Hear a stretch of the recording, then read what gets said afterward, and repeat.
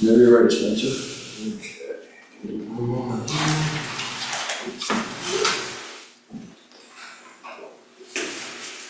I'll put us back into open session.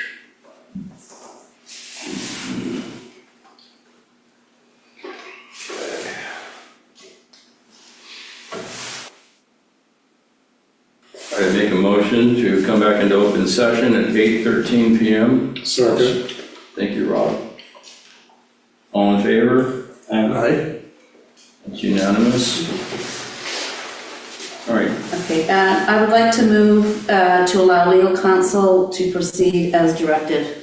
make a motion. That was, Second. yeah, Rob, you seconded? yeah. Do All in favor? Aye. That's unanimous.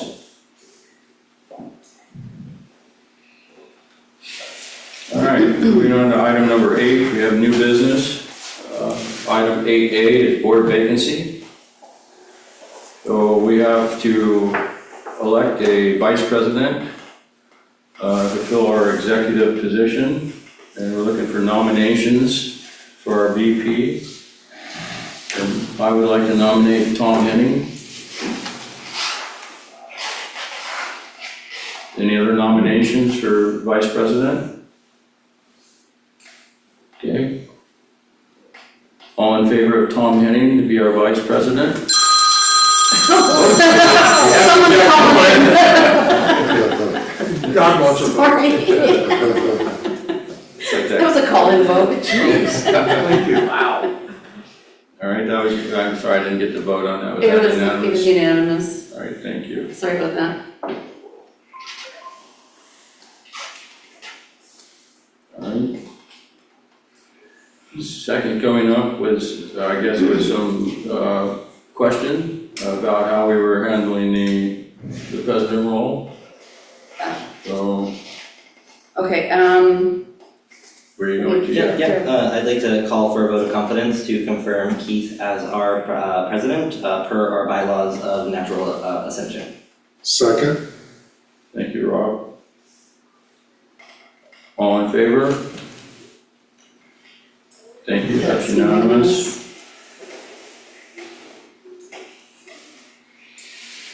All right, moving on to 8B is a 2025 election certification. And we also have in there our 2025 minutes, so we'll do 8B, 2025 election certification. Is that Joanne or Rob doing that? Rob, you got it? I got it. All right, everyone.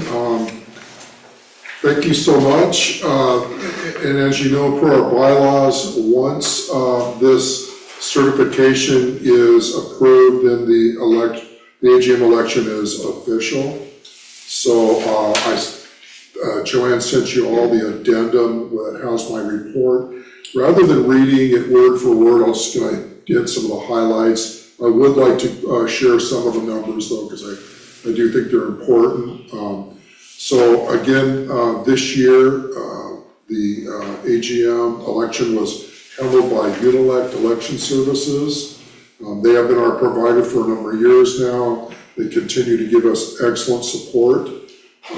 During the morning in the counting room here and outside, there were members of the entire entity committee that were out there, along with, there were 3 volunteers that handled the ballots, pulled the documents from them. They also, the ballots from them. They also checked the secret ballots and the blue ballots to ensure that there was no ballots left in them whatsoever. So we made sure every vote that in paper form was counted. And we also had another volunteer that observed. So with that, here's the summary.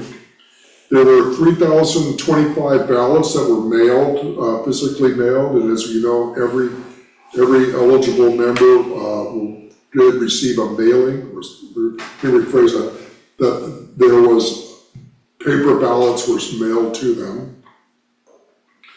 Of that, there was 1,084 ballots were counted. Comprised of 492 mail-in ballots, so those would have been the ballots that were returned into California, and ULEC brought them up here with them. There were 363 ballots dropped off at the Sun Valley ballot box over at the clubhouse. There were 18 ballots voted on the day of the AGM, and there were 221 e-ballots that were submitted and counted. There were 62 ballots that were not counted, comprising of, there was one ballot that was returned late. There was 4 ballots that had no signature, so the blue ballot, the blue envelope requires a signature. There were 6 ballots that were dropped in with just the secrecy only. You cannot determine who the member or their lot number is off of that. There were 50 ballots that were returned as undeliverable, and I have a comment further about that. I think people need to just really ensure that their mailing addresses are current with Sun Valley. And then there was one ballot that was determined to be invalid. A total of 25 replacement ballots were issued. So with that, once all the votes were counted, there were 4 candidates for 3 open board positions, and the elected candidates are Sean Chaffee with 749 votes. He received a 3-year term. Gene Maxner received 729 votes for a 3-year term. And Joseph Joe Adams received 613 votes for a 3-year term. For the ACC, there was 1 candidate for 5 open ACC positions. The elected candidate is Terry Midlack, and she received 845 votes and received a 3-year term. Ballot measures. Measure number 1, the budget. As we know, there's state law that covers whether or not a budget is approved. There were 474 votes to approve it, 601 votes to reject it, with the state law requiring 50% plus 1 of all of the eligible vote members to reject a budget. That was not met. Okay, so there would have needed to be 1,559, and there were only 601. Measure 2, the bylaw amendment around the short-term rentals, that was approved. There were 773 people that voted to approve, 293 people voted to reject that measure, and it was approved by 73% of those who voted, far met the 60% requirement to approve. So the NE committee didn't notice any items of major concern to us. I won't read all this word for word to you, but basically it said that we put in place the new way to vote using electronic ballots, and we're encouraging our members to more and more lean into that. It's much more efficient and cost-effective way for us to hold an election. We noted that there was about 100 more votes this year than last year, and Joanne last year gave us some trend data, and I'd like to work with her to continue that. I think it would be good for us to, as we get enough time, that we can start to show a chart or something that shows the trend of how much we're getting returned. When you think of 3,025 that were spent, and I realize the e-ballot kind of puts things in there because it can confuse things a little bit, but if there were 3,025 ballots mailed to everybody had that opportunity, and we only counted 1,084, that's it's a concern that the NE committee is doing whatever we can. We're open to suggestions on how we can try to have more people take part.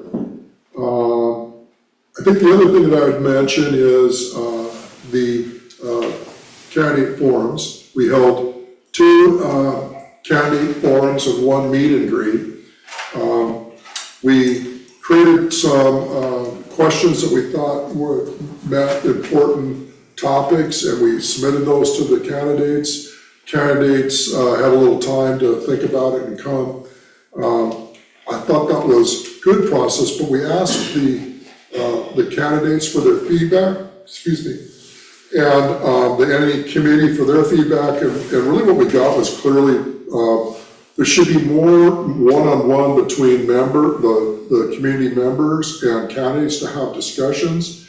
I was very happy to see on the meet and greet, there were people, even though it was a very stormy evening, but there was people gathered around tables and having conversations, or there was, I think, questions being asked, but it looked like a little bit of a mini kind of community get-together.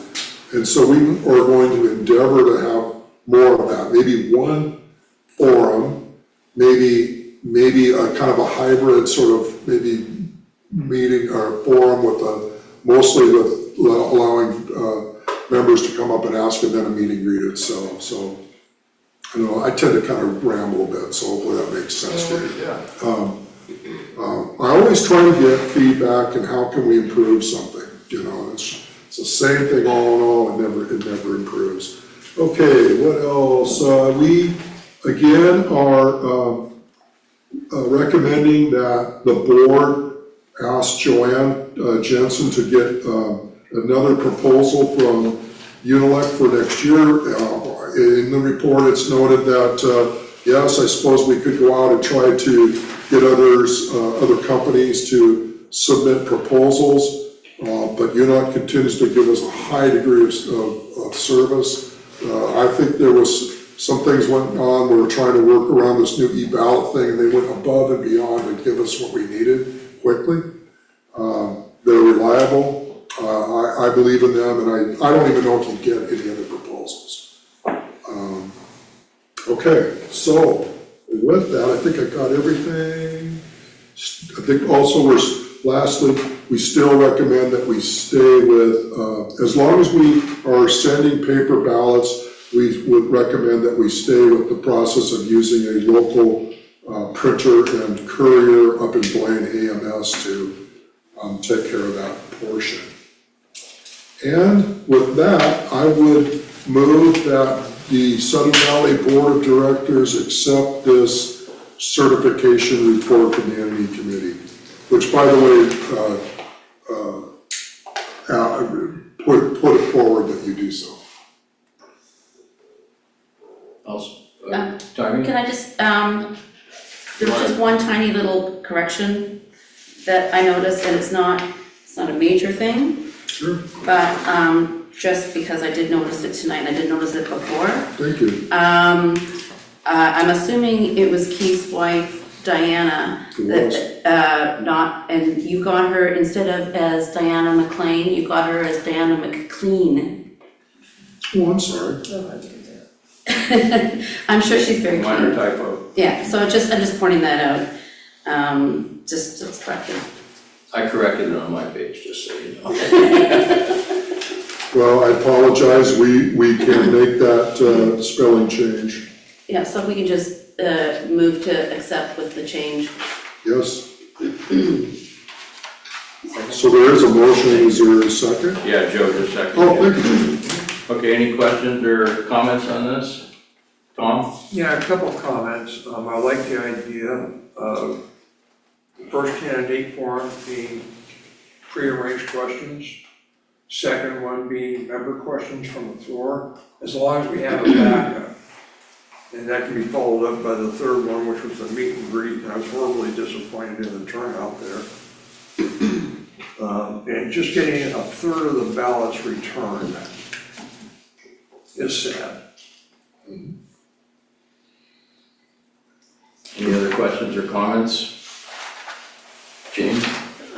Yeah, I agree with ballots is sad, but I don't know that it's any worse than national voting anyway. I think that, is it? No, I was gonna say I think it's national better, voting, I think it's but- better than most voting. Usually it's 20% or below for most voting. that goes on. Shocking. It is very little, it's very sad, so I think we should be happy we got 30%, but I think shooting for more is really good. Yeah, I understand that, but there is so much discussion on the social media groups about how unhappy people are, and then they don't bother to vote. Well, you're not gonna be able to, I don't know if you can change that or not, maybe. you No, can. but it's just a personal Sure, no, I got it. frustration. Go ahead. I was gonna say, the other thing is, if you're happy with, like, I understand trying to shop things around, but my question is, if you go to a new company, is there gonna be a cost for setup? I imagine there's some sort of setup for getting all the address and information that they need for our voters. So I'm just wondering if that's gonna have to be on top of whatever UNOC already has. Yeah, there could be a huge learning curve. Yeah. They handle very large union elections, Okay. and they handle big homeowner association elections. And having said that, there is certain data that's in my report that they don't normally give to other HOAs, so they know that about this. And now it's gotten to the point where Unilec doesn't even ask me, they just give it to me, and I'm on the day of the AGM now too. So, yeah. So I have a question, actually, a couple. So my concern was we really pushed e-voting, right? To hope get a bigger turnout, but Gene is correct, and I looked at that too because I was disappointed about the percentage of people.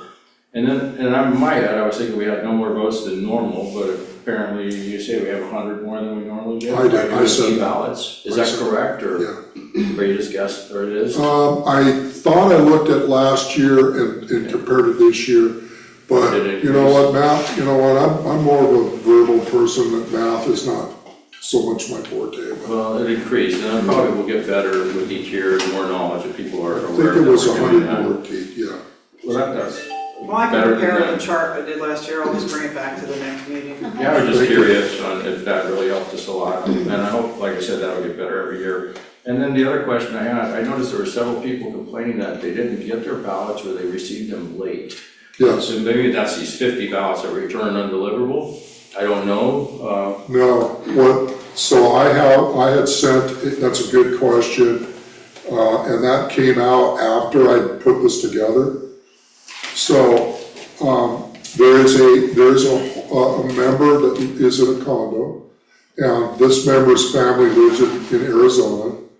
And, when I asked for information so that I could, contact Unilec, the member sent me, took a picture of, the mailing envelope, and it's weird, it's got an actual stamp on it, rather than a bulk mail on it, and it's postmarked, October 20th? 30th. Go ahead, Jordan. So, in our logs, we noted that resident called to, ask about their ballot, and we did not have their Arizona address on file. So, it was a later mailing because the original mailing was to the address we had on file. It's stated in the bylaws that every member's responsible for ensuring that the association has their appropriate mailing address. So it's kind of tricky because we don't want 3,116 people to call us to check their address. That would be quite astonishing. But if there was a difficulty receiving your ballot, that's your notification essentially that your address may be incorrect in the system. And there were 19 addresses that were not recognized by the National Change of Address file. What does that mean? One of the things that our mailer does is to run the electronic file of members' names and addresses against the United States Postal Service. It's called the NCOA, or National Change of Address File. And what that does is it normalizes the addresses to the format that the postal machines are looking for. And it also groups things and allows for bulk mail discounts so that you're not paying the full price for every mailing. So that's typical. Every mailer in the United States does that work in that process. But 19 addresses failed, they didn't match anything, so they weren't even recognized as addresses by NCOA. Goodness protection program. And as you saw in the report, 50 were returned as undeliverable. Yeah. Now, that could be because the address was wonky, or because the named recipient was no longer at that address with no forwarding on file.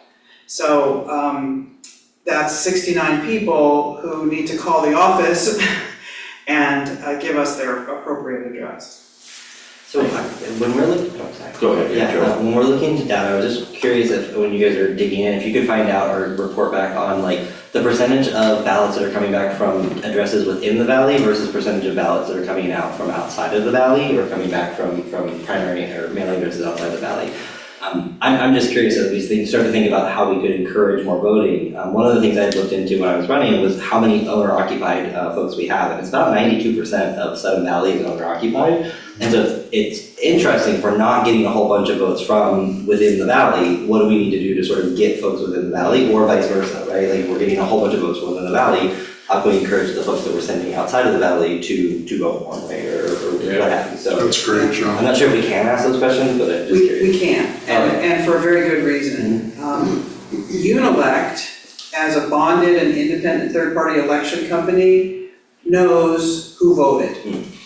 No one at the association knows who voted. And that allows people to have confidence that their vote is made anonymously. So no one can go after them or take any, right? So it would be awesome to have that, but we simply can't. We can, however, take a look at the returned ballots that have the faulty addresses. But again, how are we gonna reach out to them if the address is bad? I don't know, but we can try. Perhaps we have an email or a phone number that we can reach out to and try to improve that. Yeah, these are good questions, and I didn't realize that more information had come out about this person in Arizona's situation. But I both the association and I had contacted Unilect to talk with them a little bit. So. Tom? Yeah, on that particular ballot, I blew up the postage area, and there were 2 stamps on it. The date that's very, very clear was the October 30th, 2025. But it appears that there's another postmark underneath it. There is a 2025 that's visible, I just couldn't make out the month and the day. I think that holds true with exactly what Joanne just said, is it got mailed out and went to the wrong address and then got forwarded or something somehow, or? Yeah, and the other thing to know is the post office does not guarantee every piece of mail that it takes in is gonna eventually be delivered. They do have some remarkably small percentage of loss, which is why we advertise so heavily, if you don't receive your ballot, call this number. And now we even have the electronic voting option, so we really do everything we can to assist people to vote. And that was my response to the person saying, hey, I'm sorry that happened to you. The NE committee, we have said over and over, we want to ensure that everybody has the opportunity to vote if we can. And your votes are, you have counts, your votes are counted. But like Joanne said, with that, you have some responsibility of ensuring that you got the ballot. I've said it over and over and over this year, and I'm gonna probably keep saying it next year.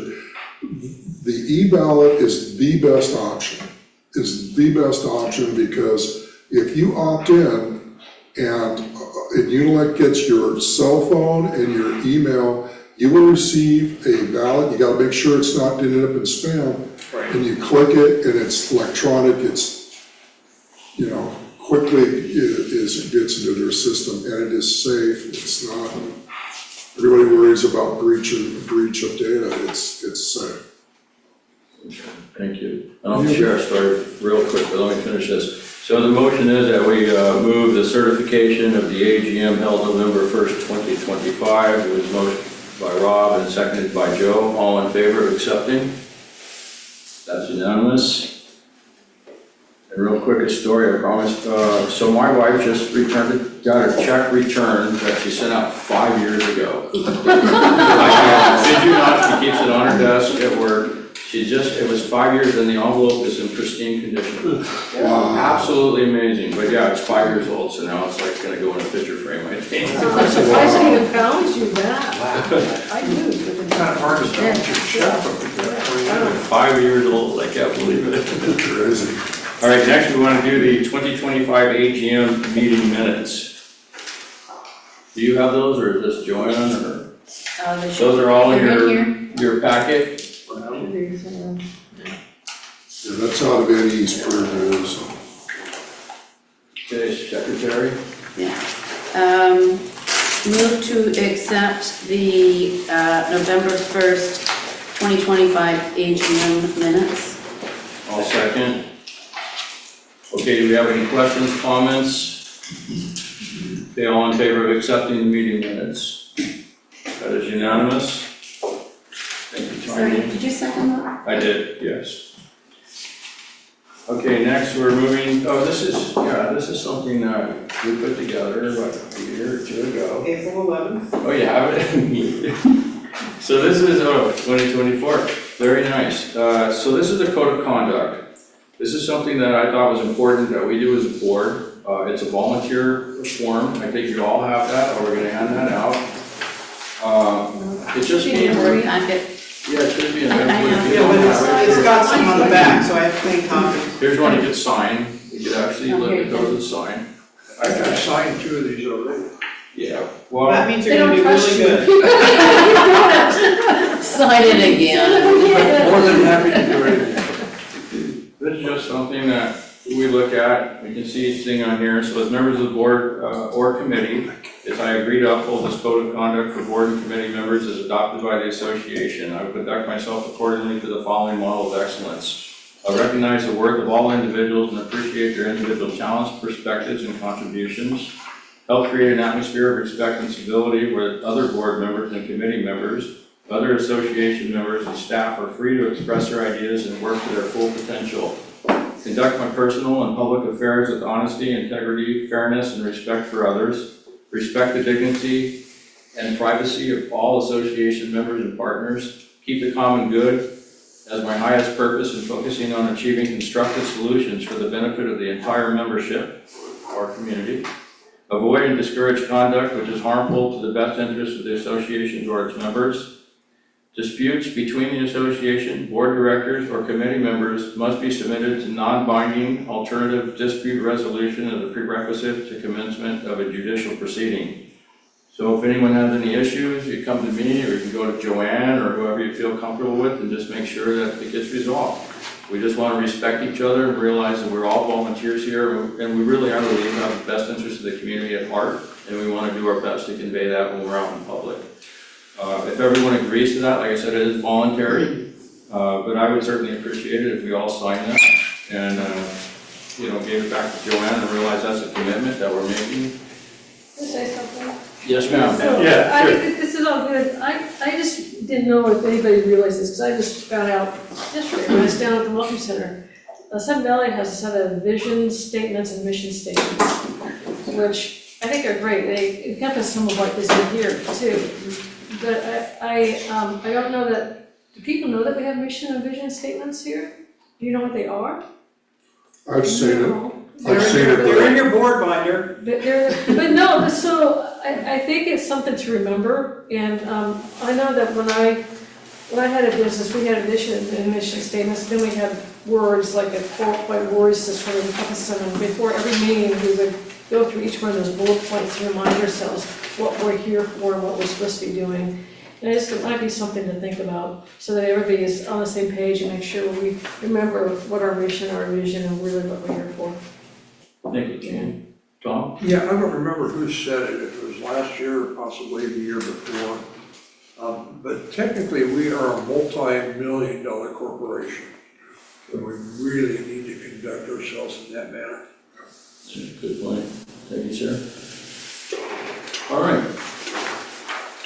Thank you for that, everyone. Moving on to item number D is committee discussions.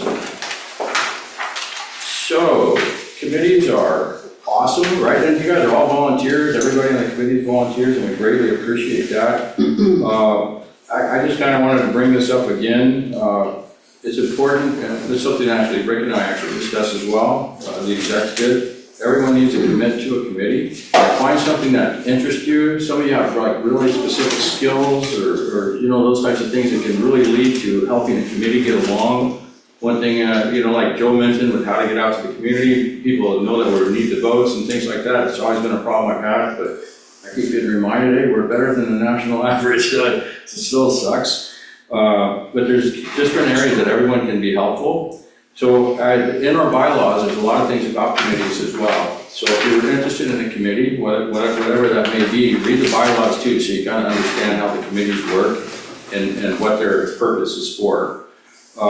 This is just like, I'll read it real quick. Purpose is to provide the background information for the discussions of committee appointments, the approval, ad hoc committees, and related topics. Article 5 of SDCA's bylaws identifies 7 standing committees of the board. So there's a difference between standing committees, ad hoc committees. The Architectural Control Committee, which is chaired by Daniel Rodriguez. Members are elected to that committee. The committee chooses its chair. The chair becomes a non-voting member of the board of directors. We have Rob over here, Gibbs, with the Nominations and Elected Committee. Members are elected to that committee. The committee chooses its chair. The chair becomes a non-voting member of the board of directors.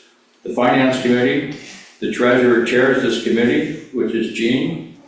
Other members are appointed by the board of directors. So some are elected, right? And then others are appointed. And even if Daniel, so if someone leaves the N&E committee or ACC, Daniel will bring us nominations to the board. And then, you know, we make sure they're vetted. The GM or admin staff will make sure they're vetted. And then we will appoint those members to his committee. And the same for N&E, as well as the rest of the committees as well. So I went over Finance Committee. Executive Committee, members are appointed by the board and must be voting members of the board. The Executive Committee has to have four members on that. It's typically the officers, the president, vice president, secretary, and treasurer. And that's because the Executive Committee does a lot of business for the board. They're also the check signers. Typically I have the secretary and the treasurer sign the checks, but occasionally, like today, I had to, because we're just short people. So we're gonna make that in a minute, aren't we? We already have Tom, so now Tom is our VP. So he'll also be, so did you do the check signing thing yet, Jean? No, they're getting it ready, I guess it takes a while to do it. It does take a little bit. Yeah, so I so- talked to Joel yesterday about it. Okay, thank you, and then Tom will be doing the same thing. So in anyone's absence, we have 4 people that are able to sign the checks. They take two signers each check. The Appeals Committee, the Vice President chairs that, which will be Tom. He chairs this committee, which is reformed each time an appeal is requested by a member. Committee members are members of the board. So that's typically if someone has a fine or something like that, they can come to the board and kind of try to, it's $500, that's not really fair, then they can kind of talk about what happened and reduce it. And Tommy chaired that last couple of years. That's amazing. And then we have the Document Review Committee. Members are appointed by the board on that. And the Long Range Planning Committee, members are also appointed by the board.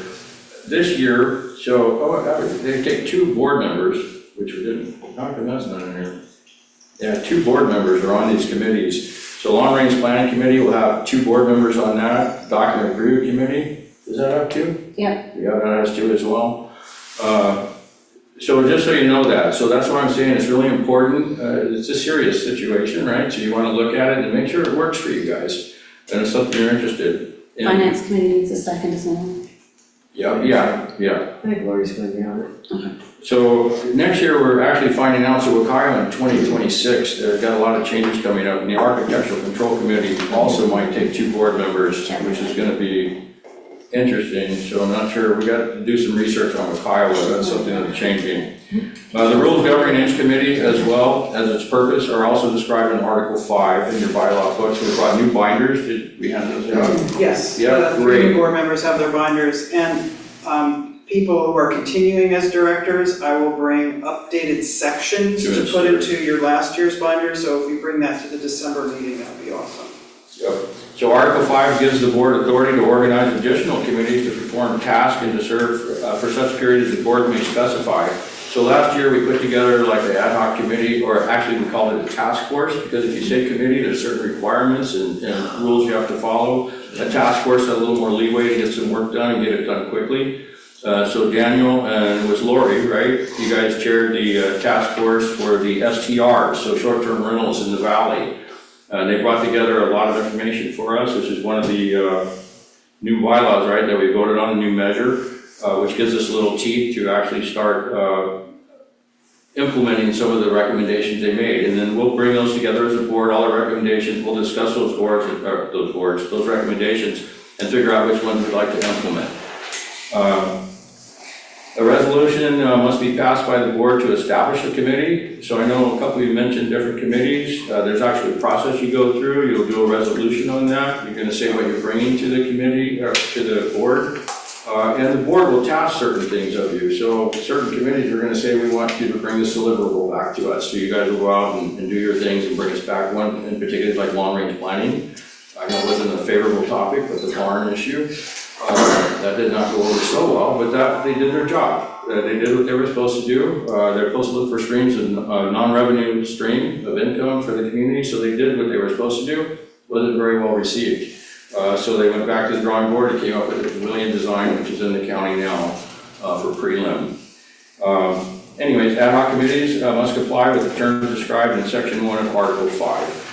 So that's all I wanted to bring tonight, not put anyone under pressure, I wanted to read. In 2024, the board adopted a resolution to create an ad hoc safety committee. That resolution is attached to this memo, I guess is for reference.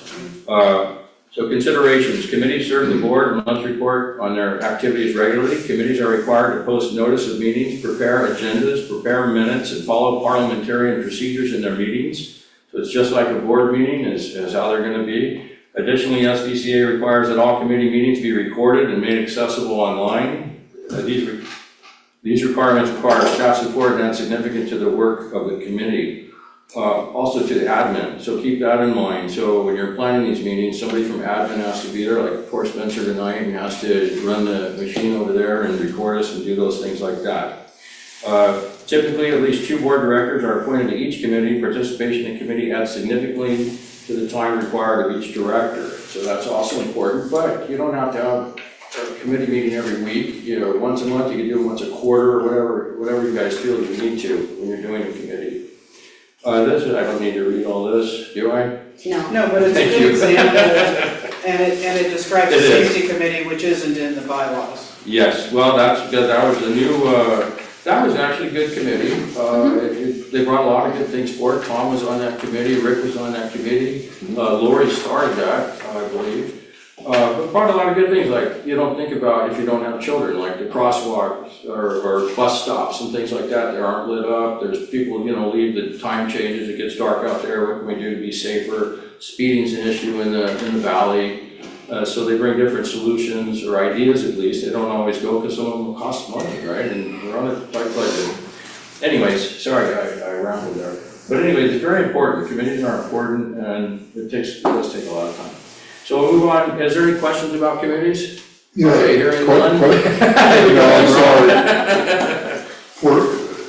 So really quick, so I believe ad hoc committees cannot make any decisions on their own. The board of directors takes that product and makes a decision based on their recommendation. So any committee technically can't make a decision on their own for, it has everything they bring to the board, right? And the board would approve any second recommendation, excuse me? ACC does. Well, excuse me, yes, well, yeah, so you guys are your own, you're like the only 2 that's why you're here as non-voting members, you both chair your own. So with that thought, Yes, here's a question, maybe Joanne can help me with this. Under the Open Meeting Act in the state, do ad hoc committees, do they have to have Zoom webinars? Does Spencer have to broadcast, like safety, does he have to broadcast all of those things? Because those recommendations are gonna come up to you and it will be recorded anyway. I'm wondering is, in other words, we have to broadcast every committee in Southern Valley. Standing you do, right, for sure. Yes, Andy, for sure. Do you know about ad hoc? How that would be? Safety's Yeah, not it's, ad hoc, it's, right? it's It not was, now required. it's standing. What's required is that notice is posted of the meetings Yeah. so that any member can attend any meeting. In 2021, I believe it was, but recordings exist before that, but in 2021, it became a practice, not a policy and not a directive and not a statute, but a practice that every meeting be recorded and simultaneously sent out on YouTube. And as a practice in 2024, the board directed that ad hoc committees would meet by Zoom and not in person because that's a lower amount of staff support. It really helps to be able to log in from home and make sure a meeting is running appropriately on Zoom than to set up an entire room. We also don't have a lot of facilities that can accommodate meetings. And for example, there's other activities. Right before we met, the Girl Scouts were upstairs. This room is used for stretching and other athletic stuff. And so whenever a committee is using this, it means someone else can't be. So to hold the committee meetings virtually is very practical. So those are practices, right, that the association has directed, but they can be changed by the board. If you want all meetings to happen in person, you could say that.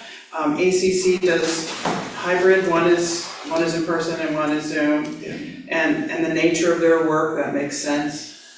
So we're flexible, but that's the answer.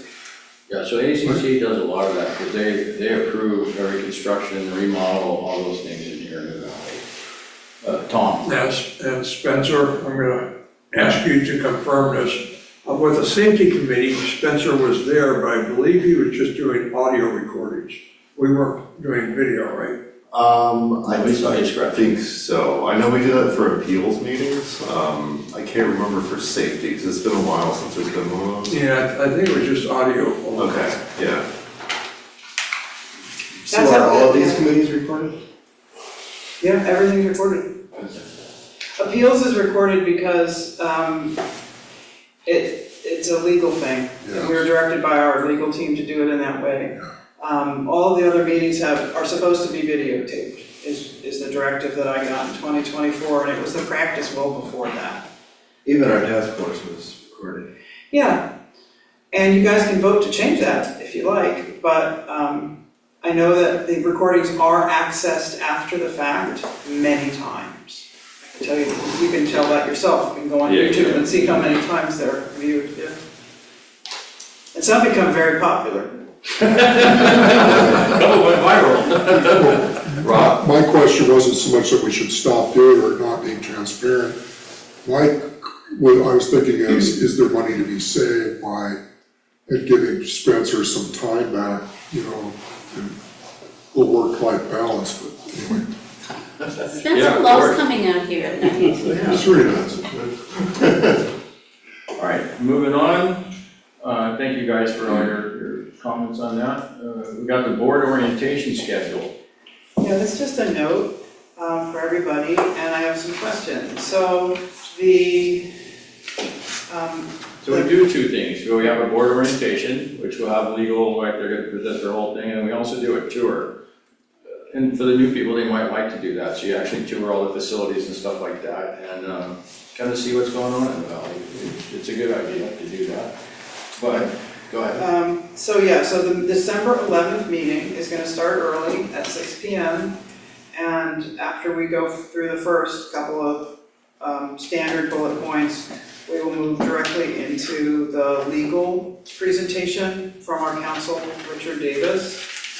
He usually takes about an hour. So that'll be the first hour, and that's why we're starting early.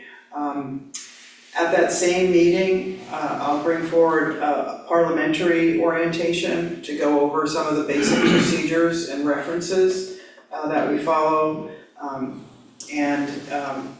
For any people that are interested, it's the 12th edition of Robert's Rules that's most current. So if you have anything before the 12th edition, you really don't reference it because changes have been made.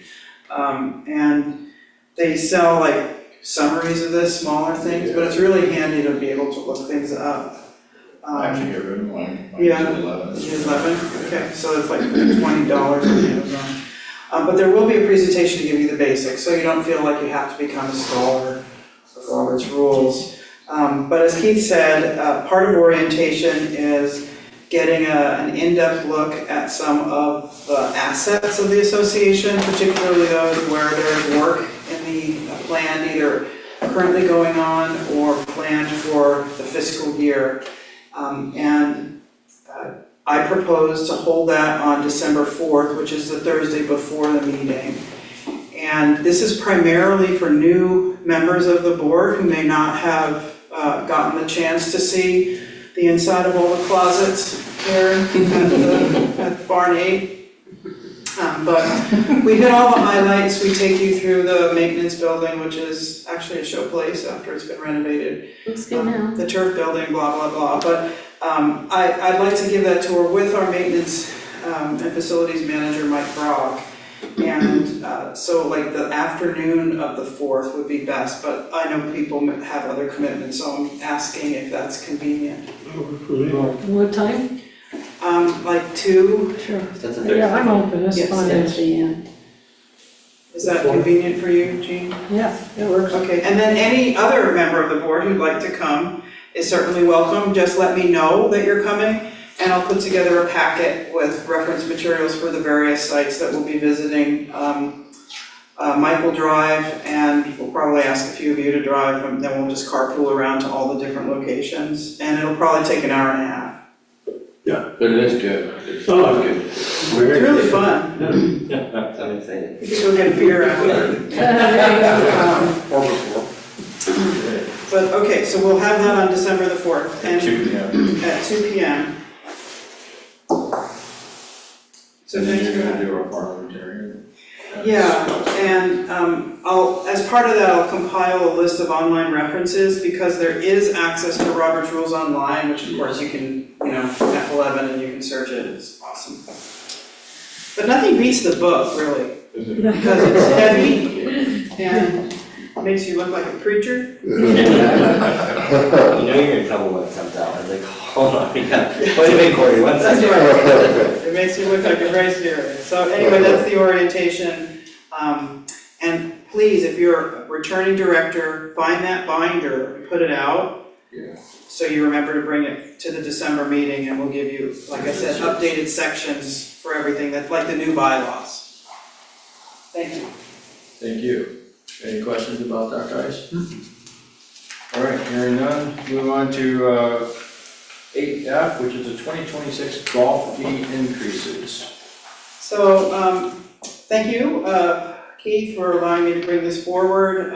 Every year, we propose increases to the golf fees. Modest increases to the majority of the fees are proposed for 2026. It has been the practice of the association to implement these small annual increases for many years. This practice has supported golf's consistent growth in revenue over that period, despite much smaller increases, if any, in the number of rounds that are played each year. One of the positive things that COVID brought about is a resurgence in golf, and we did see that. What we saw too is that the people who suddenly became interested in golf, because there was literally nothing else to do, they expected to rent a cart. And so the percentage of people playing golf who rent carts rose, and that drove our revenue. But the number of actual games played and people going around the course hasn't changed that much. That's both good and bad.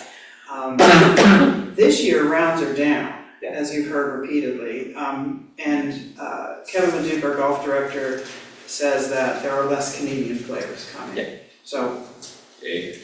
but anyway, these small incremental increases are very important in continuing to grow that revenue. But we have to be careful because we compete against other courses and we don't want to price ourselves out of the market, so it gets kind of tricky.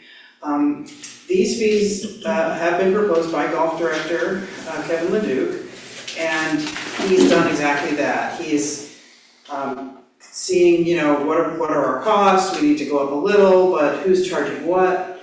The other thing people who don't golf don't realize is that there's actually a sort of an arbitrage model on the price of a round of golf based on the demand for that round. So the pricing is actually quite variable based on that. And that's a common practice. Most golf courses do it that way, and we do too. But the fees that the board set provide a baseline. Sometimes we charge more, sometimes we charge less, but the idea is we do that to encourage more rounds and to fill up unpopular times on the golf course. Okay, so you might sit here and say, this is what it costs, and approve it, and then go to play a round of golf and find yourself paying a very different number, and that's why. So I wanted to make that clear. In short, I request that the SVCA Board of Directors approve the attached schedule of 2026 golf fees. Make a motion, I'll read the motion. Move that the SVCA Board of Directors approve the attached revised license agreement. Oh, that's the area regarding the meeting. That's right, I thought I had it. Actually, I guess I didn't. There it is, regarding. Is that the new one, or Yeah. just read my request? Yeah, well, I got it. Move that the SVCA Board of Directors approve the attached schedule of the 2026 golf fees. Time to beat you. I have to beat Linda's speed record. Yep.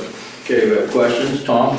Yeah, I really appreciated Sean's email today, because I felt that way for a long time, and I know a lot of neighbors will feel the same way. We happen to live on the golf course in days that are really pretty and nice, and there's nobody out there. If we were to drop the fees for residents to where, revenue is revenue. And having somebody pay $50 to play around versus almost $100. At least a golf course that's got people on it. You mean like send an e-blast out or something for that day, or?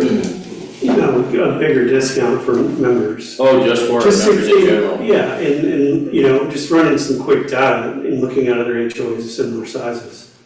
It's closer to 20% to 30% of a member rate that you would get on a daily green fee. I just feel like 10% or sub 10, is pretty ridiculous given how much money the members put into the golf course every year. We're kind of, socializing the risk, and then we're getting a little upside as far as, the benefits go. I think that's a big, and I, like Tom mentioned, I've heard a ton of that, a lot. I think more, and I don't think you're gonna get a ton more people out there, but someone that probably plays a couple rounds a year might play a couple more. And might bring their kids now because it's a little bit more affordable, I think. Yeah, we'll go Gene and then over to you, Gene. So I guess it depends on which fees you're kind of targeting. So are you just targeting the daily fee or the membership fee for the year? No, the membership fee, I think the 2026 proposal is around 20, was a 25% discount there. I think just the daily green fee Is what what I would propose to change to, because it's 10%, which is I just don't think it's really fair for our members.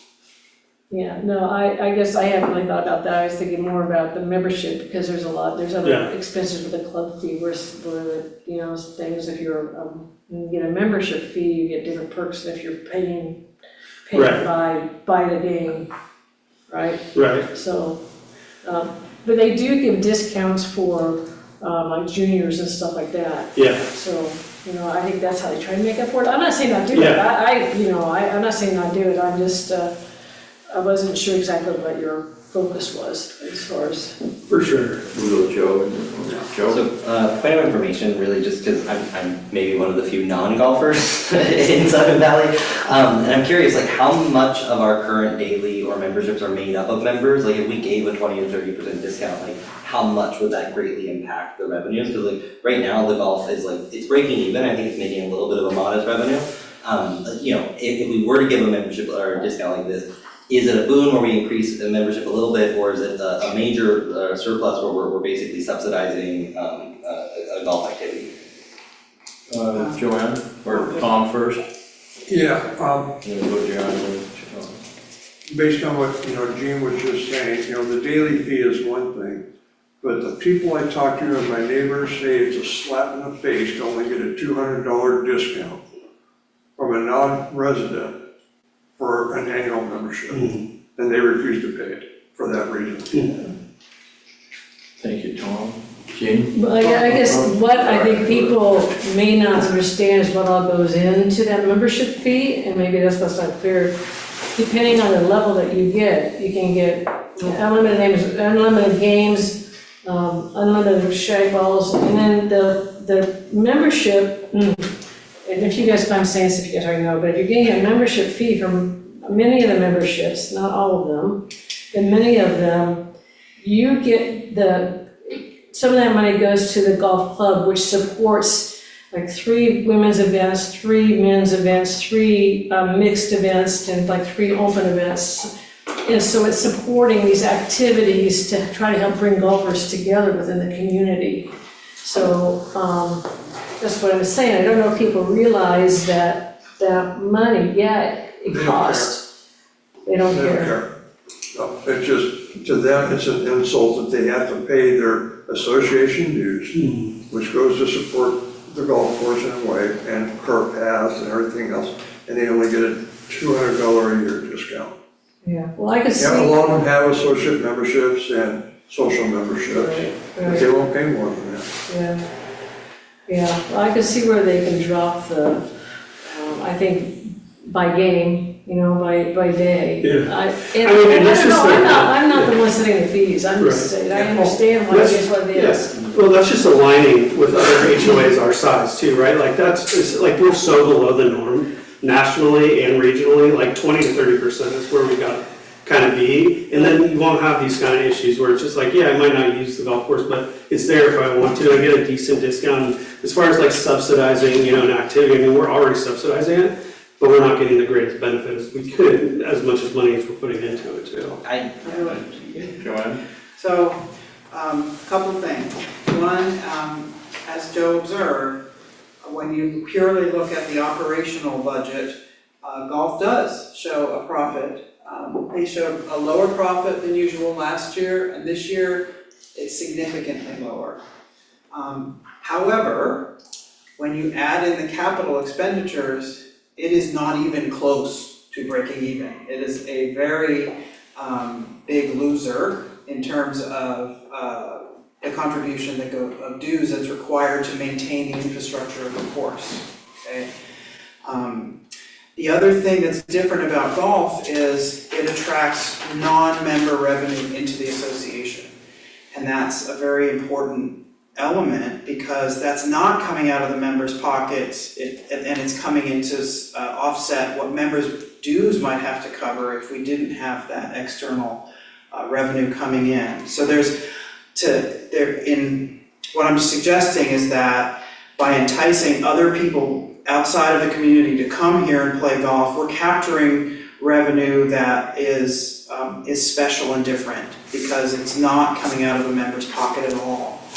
And another thing that's very important is I think that well, first of all, it's the responsibility of the board of directors to set these fees appropriately, but messing with them, changing them significantly without doing the analysis to see what the impact of that would be on the revenues would completely change the budget outlook for next year, and we might have to contribute a lot more we'd have to take out of capital to keep operations going. So if there's a general consensus that we need to have a deeper dive on this and understand or perhaps adopt a different pricing model, there has to be time given to conduct that analysis so we know what the impact will be. Yeah, I think that's what Joe was suggesting, that we take a closer look at this, see if it's gonna hurt us or help us. And not a no, right? Like, I don't think you guys bring up really great points. My neighbors have also made mention of this. As a non-golfer, I don't know what type of an impact that would have on our budget, and it is a major contributor of revenue, so I'm scared there. And then also like hearing, if I may continue, just hearing that we're sort of in a break even, and again, not knowing golf, like if we have more people using the turf, does that increase the cost of maintenance on the turf, which would then sort of like create a little bit of a snowballing effect where we have more people using the grounds, it's taking more money to take care of those grounds, but we're also then giving a really steep discount on those grounds, so we're really at a loss of maintaining them. Right, but then you make money at the range, you make money at the pro shop, you Yeah. got the, Yeah, no, I'm not saying there's no, right, like, I think it's, can we refer to committee, maybe? Yeah. Can we make a motion to? Well, we already have our current, motion on here now. Oh, yeah, just for for the discussion. approval of this, yeah. But, so, oh, Tom, I'm sorry. Yeah, one last thing, many of these neighbors I'm talking about, and I'm not talking about everybody, several of them have, was it the social membership that's the cheapest? It's one of the cheaper ones, yeah. And yet they would rather go play pad because it's cheaper. They play pad way more than they pay Sun Valley. I love to tell you, padding is not anywhere near the condition of Sun Valley is, because I played padding 3 times this last year, and it was in horrible condition. I mean, it is cheaper, but it's not taken care of. Yeah, it's just, that's what they do. Yeah. They would rather go play pad. And they're not professional golfers, so condition isn't that important. Yeah, you don't want weeds in the middle of the I know.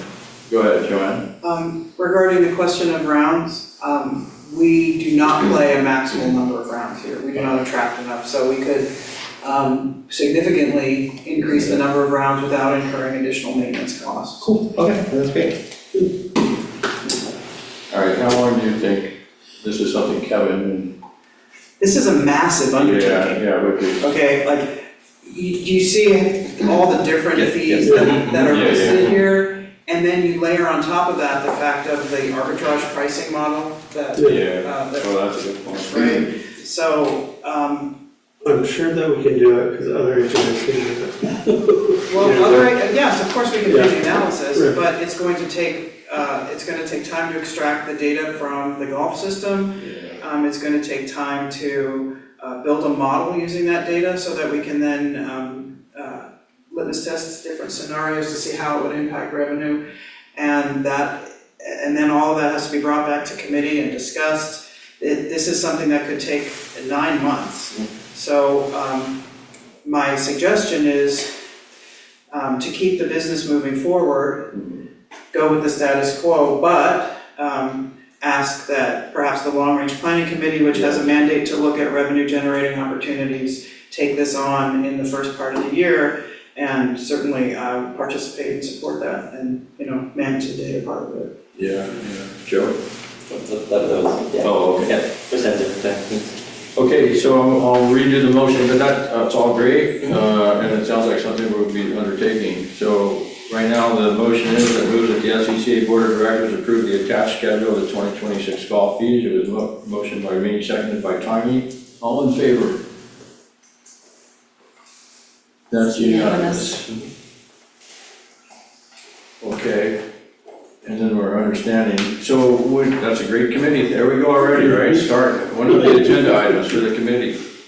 So excellent, so thank you, guys. Oh, anything else? Well, do you wanna move that be, do you guys wanna vote to make sure that committee, that topic is taken? That'd be great. Yeah, that way you know. Yeah, Do it, go ahead. Yeah, I'd like to put a motion forward that we have a long-range planning committee look at raising the rate discount for members at Sun Valley. If we're, I'll second that. Rob, okay. Did you, make sure Kyrie gets it all written down? Yeah, can you repeat, with the long-range planning committee, can you give it, rest of it to me? sorry. She has to write it down. I guess, With the long-range Review the planning, fees Long for range. discount, Yeah. review fees for a larger discount for members, Sun Valley members. golf fees for this is really sloppy, That's all right. larger discount for members. Okay. It's also big health transcript, I like that. Yeah. You want a question? No, Or we you can vote on it. close that, I was just gonna bring up something that I just remembered during, the summer fair. Tommy and I were sitting at a table in the beer garden, there was a couple of guys sitting there, we were chatting. And they came up with the idea of a small, but no, of course, for families. For what? just a small 6-hole miniature golf course. That would be real cheap to put in, you know, we could do it on the old Warren Seven site. Where, you know, families could come out for $1 each or $2 and just play a few rounds of miniature golf. Oh, miniature. Yeah, golf. that's awfully cool. All right, Kids would love it. but no, you're not gonna do with this, so all in favor of this motion? Oh, I thought we did that No, we already. didn't. Or did we? I don't think we did. Okay. That's unanimous. You got that? All right, at this time, I would like to make a motion to adjourn the meeting at 9:18. Second. Second, Tom got it. Tom, yeah. Thank you all, meeting's adjourned. Thank you all very much, a good meeting.